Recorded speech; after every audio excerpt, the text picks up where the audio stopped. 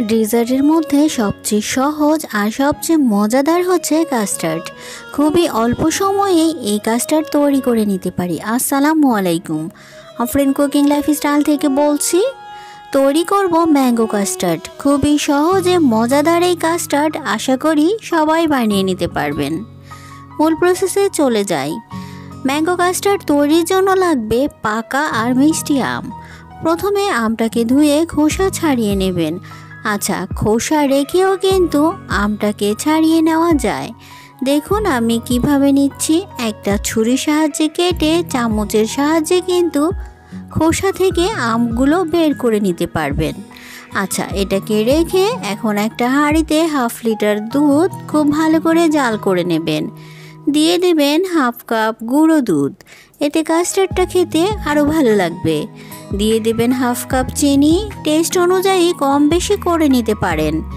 দুধটা যখন বলকে উঠবে 1 টেবিল চামচ কাস্টার্ড পাউডারের সাথে সামান্য দুধ মিশিয়ে দিয়ে দেবেন।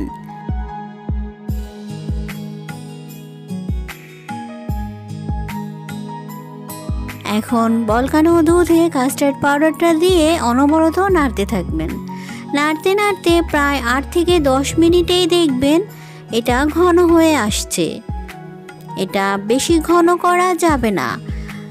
আমি এর কনসিস্টেন্সি দেখিয়ে দিচ্ছি। এর কনসিস্টেন্সি দেখুন, ঠিক এমতো অবস্থায় আমরা নামিয়ে নেব। এখন অন্য একটা বাটিতে ঢেলে এটাকে ঠান্ডা করে নেব। আচ্ছা, ওটা ঠান্ডা হতে হতে আমি পছন্দ মতো ফল কেটে নিয়েছি, সাথে নিয়েছি ম্যাঙ্গো পিউরি। ফ্রেশ আমটাকে ব্লেন্ড করে নিয়েছি। ঠান্ডা হয়ে গিয়েছে দুধের কাস্টার্ডটা। এখন দুধের কাস্টার্ডের মধ্যে দিয়ে দেব ম্যাঙ্গো পিউরি। খুব ভালো করে মিশিয়ে নেবেন।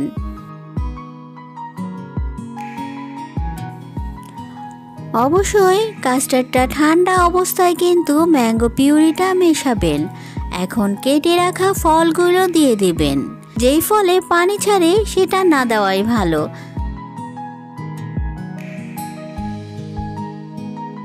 এখন উপর থেকে কিছুটা বাদাম ছিটিয়ে দিচ্ছি। যদি সহজ রেসিপিতে আমার এই ম্যাঙ্গো কাস্টার্ড আপনাদের ভালো লেগেছে, অবশ্যই বাড়িতে বানিয়ে নেবেন। ভিডিও ভালো লাগলে একটা লাইক দিয়ে দেবেন। চ্যানেলে নতুন হলে সাবস্ক্রাইব করে পাশে থেকে যেতে পারেন। সবার সুস্বাস্থ্য কামনা করে এখানেই বিদায় নিচ্ছি। সবাই খুব ভালো থাকবেন। আল্লাহ হাফেজ।